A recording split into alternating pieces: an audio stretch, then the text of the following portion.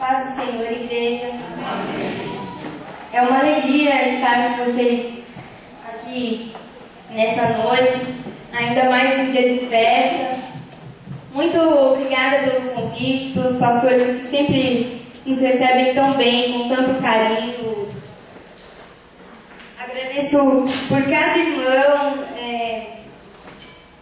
que recebeu a gente tão bem. E é sempre uma alegria estar na Igreja de Cristo. E o Espírito Santo sempre tem umas surpresas que te tiram o ar, sabe? Quando eu só estou dando introdução para poder ligar aqui e a gente começar. Que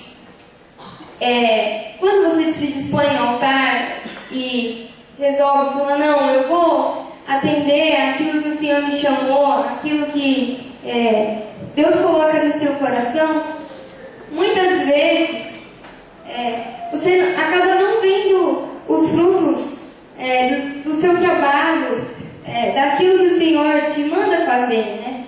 Não é sempre que a gente tem essa oportunidade de ver os frutos que Deus promove. E hoje eu tive.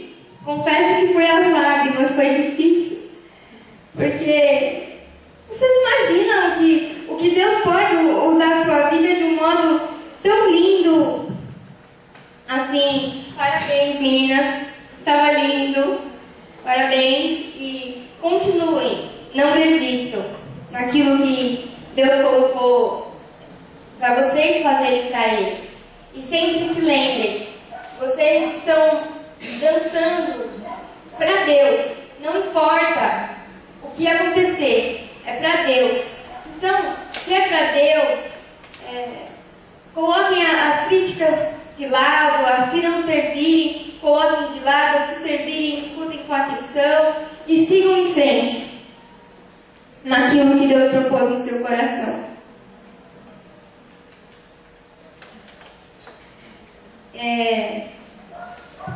Como eu disse aqui,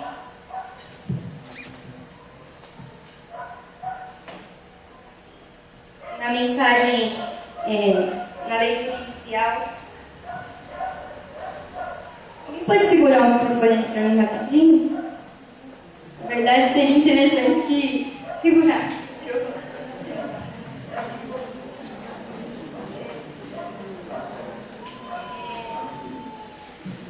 A mensagem que eu trago aqui para os irmãos, que Deus colocou no meu coração, ela fala de dependência e confiança no Senhor. Eu vou repetir o versículo do início. Se os irmãos puderem abrir, se trouxerem suas Bíblias, ou se quiserem acompanhar em telão, diz: enquanto Moisés mantinha as mãos erguidas, os israelitas venciam. Quando, porém, as abaixava, os amalequitas venciam. E posso deixar aqui?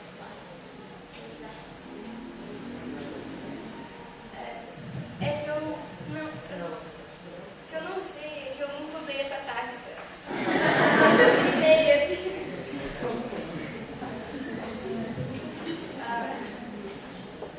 Então, diz aqui. Nesse versículo, aqui Deus mostra ao povo como vencer, dependendo somente dele. Durante a caminhada no deserto, Deus foi mostrando ao povo quem Ele é. Com o maná, ensinou o povo a confiar nele. O maná, ele aconteceu assim, chegou um ponto que os israelitas caminharam e sentiram fome.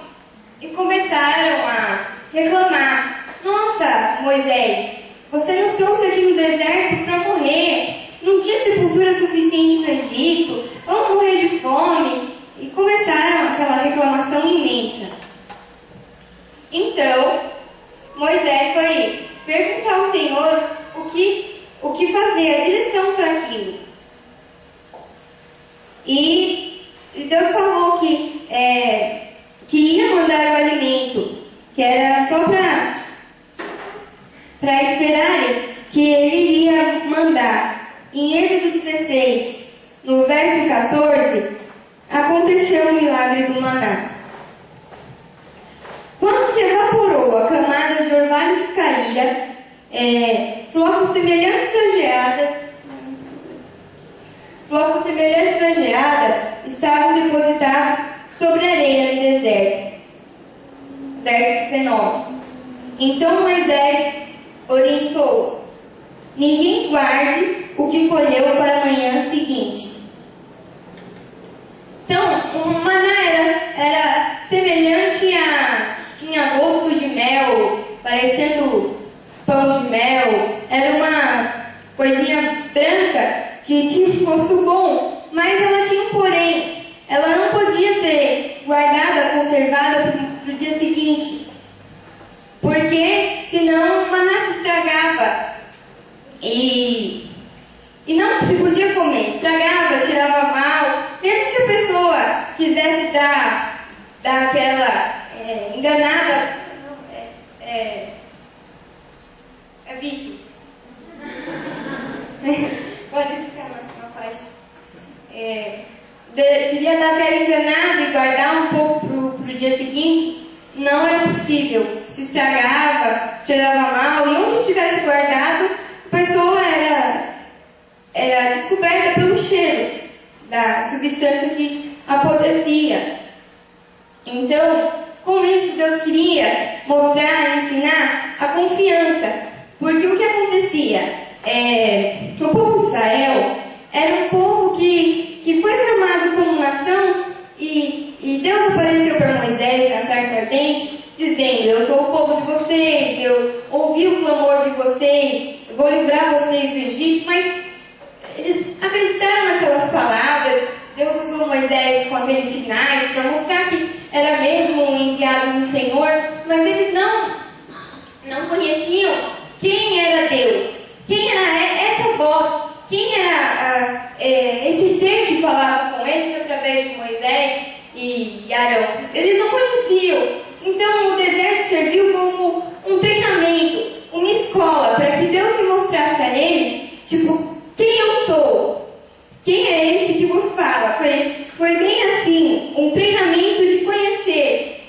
Foi como se fosse um relacionamento de amizade. Você começa com um amigo, começa a conversar e começa a conhecer o seu amigo com quem você está se relacionando. E ele começou a ensinar o povo a confiar nele. Mas, com isso, o que nós podemos aprender nessa passagem? Falar: eu sou o povo de Deus agora. Na nova aliança em Cristo, eu também sou povo de Deus, eu tenho Ele no meu coração, mas eu estou como o povo de Israel. Eu estou começando a caminhar, eu estou começando a entender quem Deus é, como que eu posso confiar em Deus. E como que a gente pode confiar em Deus? Mas como confiar em Deus? Só confiamos naquilo que conhecemos. A melhor maneira de conhecermos a Deus é lendo a Bíblia. É nela que Ele se revela. Não tem outro jeito. Se você pensar assim: mas eu queria conhecer a Deus de outra forma, essa é a melhor forma. Porque, como eu já ouvi muitos pregadores dizendo, e é uma verdade, nós fomos criados e temos um manual de instrução, a Bíblia. É nela que Deus nos mostra como nós somos, como é o nosso caráter e como ele pode ser transformado em Deus.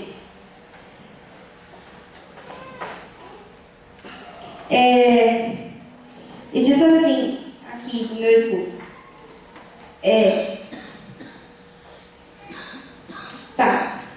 Confiar e depender, como eu disse no começo, não são coisas confortáveis. Quem alguma vez na vida dependeu de alguém, às vezes você sente uma insegurança, você fala, isso aqui eu não posso fazer, eu tenho que esperar a outra pessoa, eu não posso fazer sozinho. E como na passagem do início, ela pode indicar dependência. Porque, se os irmãos notaram, era só quando Moisés mantinha as mãos erguidas que o povo vencia. Mãos erguidas pode-se indicar adoração, ou então, como quando a gente é pequeno e fala para alguém pegar as coisas lá em cima, ou mesmo quando a gente é pequenininho e quer o colo do pai, qual é o primeiro gesto que a gente faz? Ergue as duas mãozinhas, indicando, quero o colo, quero subir, eu preciso disso. E era bem nessa figura que Deus queria tratar com eles. Queria mostrar para Moisés que eles só venceriam se Moisés ficasse com as mãos erguidas. Não que ele não tivesse preparado o povo para aquela batalha, orientado, mas ele queria mostrar também para nós hoje que em muitas situações, se não todas, nós vencemos somente com Deus. Eles lutaram sim, muitas vezes nós também lutamos. Deus nos chama para lutar pela nossa circunstância difícil, por qualquer coisa que passemos. Nós somos chamados a lutar e não simplesmente ficar chorando e esperando Deus mandar ajuda do céu. Eles tiveram que lutar por uma lei, eles não tiveram que realmente orar e falar, não, Deus, oramos, agora esperamos e queremos o seu agir. Não, Deus mandou eles lá para a batalha e mandou Moisés fazer o sinal. Olha, Moisés, você só vai fazer o seguinte, só erguer as mãos, que enquanto você ergue as mãos, eu trabalho. Ou seja, enquanto você depende de mim, eu trabalho por você, eu te ajudo, enquanto você depender de mim. Mas, muitas vezes, como diz aquele louvor, a gente não quer ser criança para sempre. A gente cresce e quer viver como bem entende, sem buscar a direção do Senhor, sem buscar essa dependência. E aí, como vários irmãos aqui já devem ter tido essa experiência, a gente acaba errando no meio do caminho, acaba fazendo coisas que não